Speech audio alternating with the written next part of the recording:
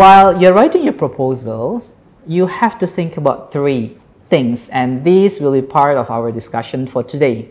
Number one,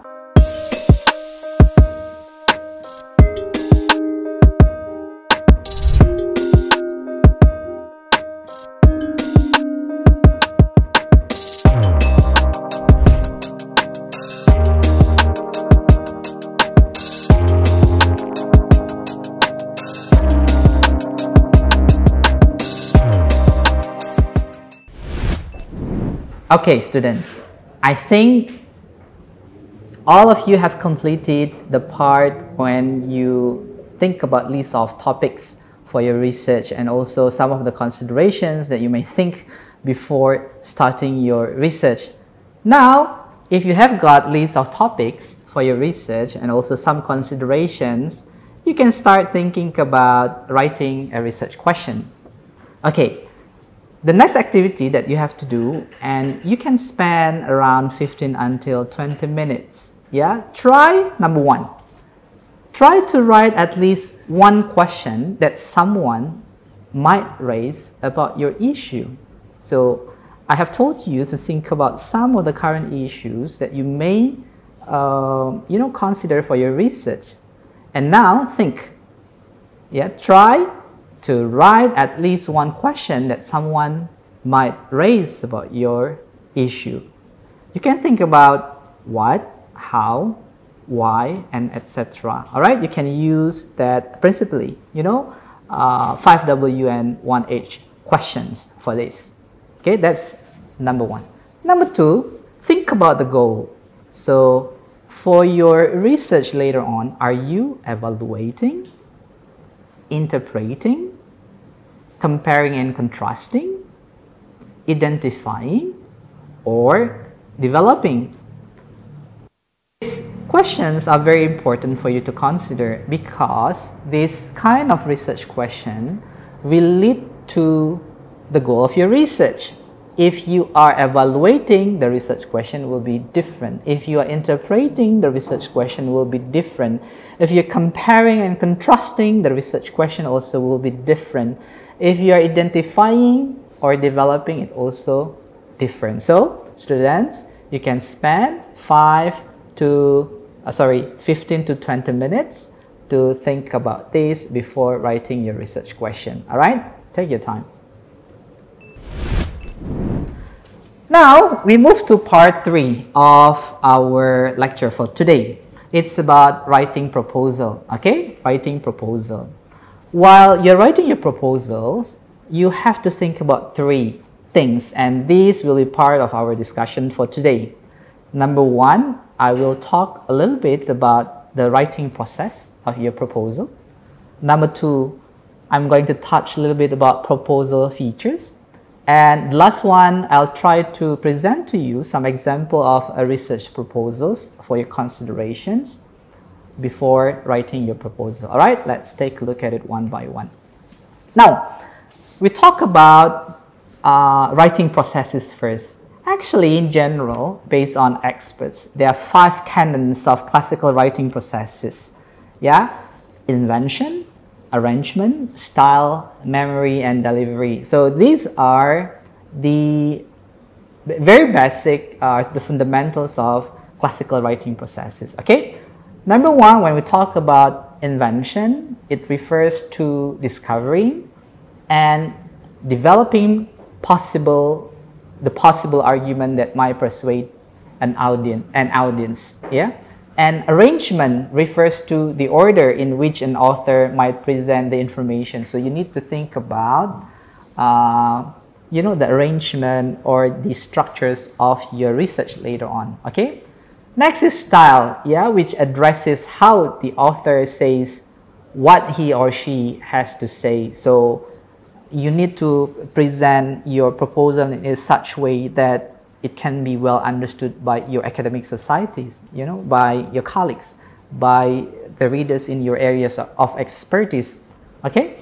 And memory, which refers to both to memorization of a speech that will be delivered. So you have to think when you want to present your proposal, you need to, of course, memorize what you're going to say, prepare your speech, and what points that you will deliver, and the common places that the author can recall. And the last one is delivery. It deals of how something is presented. So what is the best way for you to present your proposals? Of course, in your case as a student, you have your classroom to present your proposal and ideas, and later in a more formal context or situation, you have to present your research proposal in front of board of examiners in your department or faculty. So you have to think about it, the preparation. So principally, this is the classical writing processes, from discovering and developing possible argument until thinking about the delivery of your research proposal later on. All right. So now we move to the next thing. This is also very fundamental for your research writing process and presentation, which is common feature for a research proposal. I'm sure in your department you have your own guidelines, of research proposal writing, but these are the common features. Number one, an overview of what the issue is that you are interested in. So what is the issue? That's the thing that you need to put at first in your background of the study, all right, in your introduction part of your research proposals. That's number one, an overview of what the issue is and that you're interested in. Number two, a discussion of how and why the topic is controversial or is widely debated, or it makes people in your area of research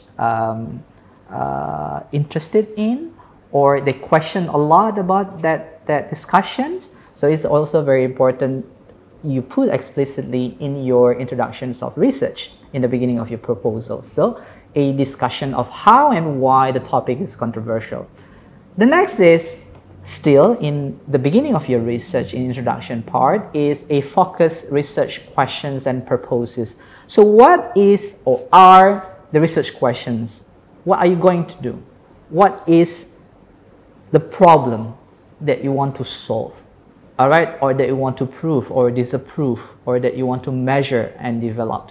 So these are very important things in research proposals. Focus research questions and the purposes, why you want to conduct that research, and why at the end, the result that you expect from that particular research. Okay, that's actually the first three parts in introductions that becomes the common features of research proposal. Okay. The next thing is a conceptual or theoretical framework you use to support your study. This part is also very important. In the case of your research proposal, it will be your chapter 2, let's say. All right, because conceptual theoretical framework will be a foundation for you to construct your instrument of research for your data collections.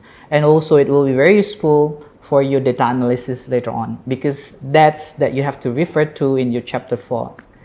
In the case of you as your undergraduate thesis writing. Okay? The next thing, the common features of research proposal is methodology. So what does it mean, methodology? Methodology is basically how you want to conduct your research. It's about whether it is the approach is qualitative or quantitative, your plan of the research, and the timeline. So what you're going to do first. You have to identify your research approach, for example, there, and you have to think about your data collecting techniques, for example, whether you're going to use primary or secondary data, and then also the procedures of your data collection, as well as how you will, process your data and analyze your data. Of course, it's also very important for you, especially undergraduate students, to decide the timeline of your research. Remember, you have to complete your thesis in 1 semester or 4 until 6 months. So, which means that you have to prepare the timeline from you start your research proposal, in week 1 of month 1 until you finish your thesis in the last week of month 6, for example. Yeah, I mean, that's very important for you students to have a plan, the timeline for you to complete your thesis. All right. Now, I'm going to give you some highlights of writing a research proposal. You can look at the screen. This I give you an example of reasons, rationale, why, what is the issue outside there, why somebody conduct a research on a particular topics or subject or issues. So you can actually look at the previous studies or the existing research available in the journals, or you can look at the existing book chapters of books or references, or you can browse to the internet in the mainstreams, let's say newspapers and global news about what is actually the national and global issues that you can put into your introductions or background of your research. Then you can see that what you're doing is important and urgent to be conducted and has such kind of what we call as novelty of research. Okay, so you can find, again, look at the existing literature, yeah, the relevant articles, journals, books, references, or any like government, NGOs documents that you can use to put the issues into national and global perspectives. That's how you can start your research. It doesn't have to be that much, that huge, that big, but as long as you consult your advisors that this issue is accepted in your areas, that's already fine. That's already good. You can try. Yeah. The next thing, when you write your proposal, you can look at the screen is how can you relate in your background of the study what you're going to do with the government future plan, or you can look at the existing priorities of governments or particular groups of researchers in your areas, what they're doing and what they're going to do in the future. And the blueprint, for example, the government plans, for example, in the Indonesian context, the research plan of the government 2045, for example, golden generations. You can look at what is the priority of research there that you can consider and relate with your research. Okay, so these maybe you can put in your introduction part, background of the study. All right. So this also another highlight of your research proposal, especially in your chapter 2. It's very important for you students to know the existing previous studies which are related to your research of interest, to your research objectives, to your research questions, to your topics. Look, like, you can look at 5, 6, 10 will be good, 15 will be very outstanding, and 20, let's say, will be very excellent. You can look at, the relevant studies. Look at who conducted the studies. Where is it? Is it in the Indonesian context or in other countries? So how this issue, the subject, discussion also discussed in a more global spectrum in other countries or in the Indonesian context. So it's very important for you to have that kind of reading materials that can bring you, oh, actually, this research is also discussed globally or nationally. All right? And when you screen those previous studies, look at who conducted the research, when it was conducted, let's say. So in their research, what's the research objectives? What is the focus of the studies? What methods did they use? And what are their findings? So this will be important for you to take notes as your, annotated bibliographies for your readings that can support your research later on. And this part also will support your discussion in chapter 4 later on. Okay, students? So you can think and consider about previous studies. You can look at your seniors' works also. You can look at your lecturers' work also. You can look at your thesis supervisors' publications as well. So what have been done by seniors in your department, by your lecturers in your departments, and other researchers from different universities or research center. All right. Another thing that is also important is looking at conceptual and theoretical framework. So this is very important also. Maybe, you know, some students are not really considering about framework, yeah, conceptual framework, theoretical framework, but this is very basics and fundamental. So look, when you screen the previous studies, look at what framework did they use. You can adopt that or you can adapt that, all right? But I advise you, because you have a very limited number of times, you have to complete this for one semester, you can adopt from the existing literature, from the existing research report or thesis or publications, yeah, outside there. What framework did they use, and you can adopt that for your research, all right?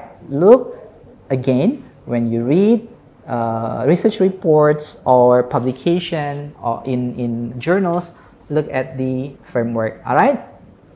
And another thing which is very interesting is that what you have to learn to make your research proposal more solid is that looking at the research design. It's very important. When you look into the previous studies, look at the research design. You may adopt that as well. So you don't have to think that hard, but just adopting to from the existing literature. Look at what's their research approach, qualitative or quantitative. Look at how did they select the participants or find the objects of their research. How did people in the past or researchers in the past, you know, locate their research sites, yeah, and participants, and many more. Collect the data, process the data, and analyze the data. So basically, when you talk about research design, you talk about you know, research design, you know, research approach, and then your participants, your objects, or your data collecting techniques, data processing, and data analysis. That's the thing that you need to look when you read the previous studies, all right? So, all right, we go back to this again. The success of your research writing or research proposal writing depends very much on how you plan to success, all right? To be successful in your research as well. So you can use what I have provided here on your screen, you know, as the what's that? As a platform for you to plan your research. Remember, 1, 2, 3, 4, 5, 6. You have to complete your research in 6 months. I think for a proposal, you can use like 2 months to complete it and present in your research proposal presentations later on. So you can start from literature review. For example, you do some mini experiments. You start conducting analysis, and you can write the report and submit it, and you conduct your viva voce or your thesis presentations. So I think it's very possible for you to complete your proposal in 2 or 3 months and complete the whole process of your research writing in like 5 or 6 months, all right? So I try to end my lecture by giving you some conclusion and highlight, all right? So look at the screen. So I'm talking about high quality of a proposal or research. We have discussed about whole things, but I really appreciate if you students look again at these and think again deeply before writing your proposal or research proposal. Number one, think about the relevance. So relevant, what your research is relevant to the current issues, both nationally and internationally, and you have a clear focus. But you know, because you are doing an undergraduate thesis, maybe it's too far if the issue is like national or global issues, but you can try. So if not, you can just look at what is the local issue that might raise some of your interest or conducting the research, all right? The next thing is potential contribution.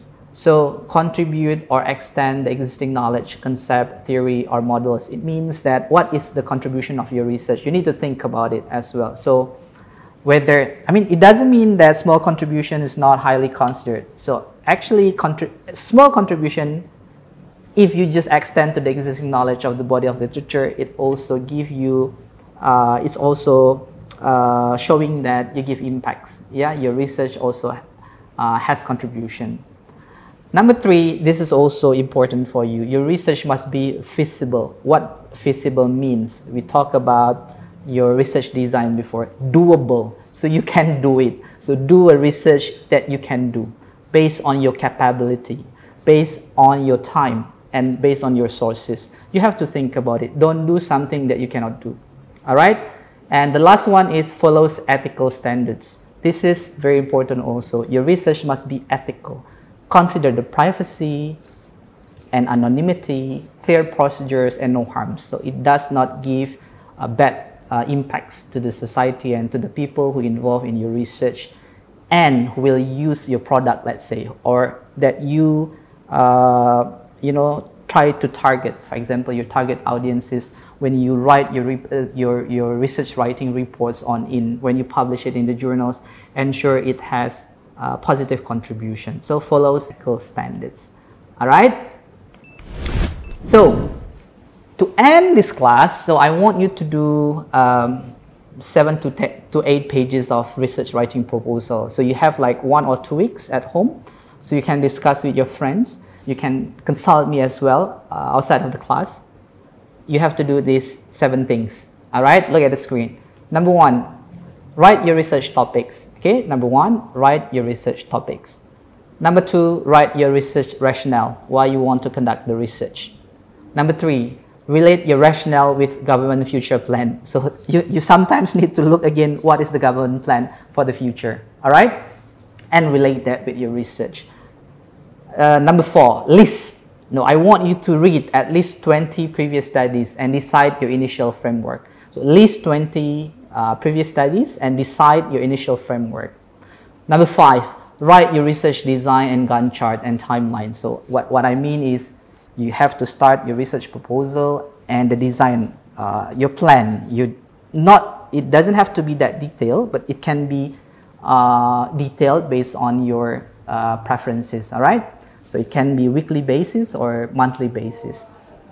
Number 6, double check your draft before submission. And last one is share your draft in our group so then we can discuss later when we meet in the class. All right, students, basically you need to draft your proposal 2,000 until 2,500 words, or between 7 until 8 pages including references. All right, students, that's all our meeting for today. Hope to see you in the class. Bye-bye. Wassalamualaikum warahmatullahi wabarakatuh.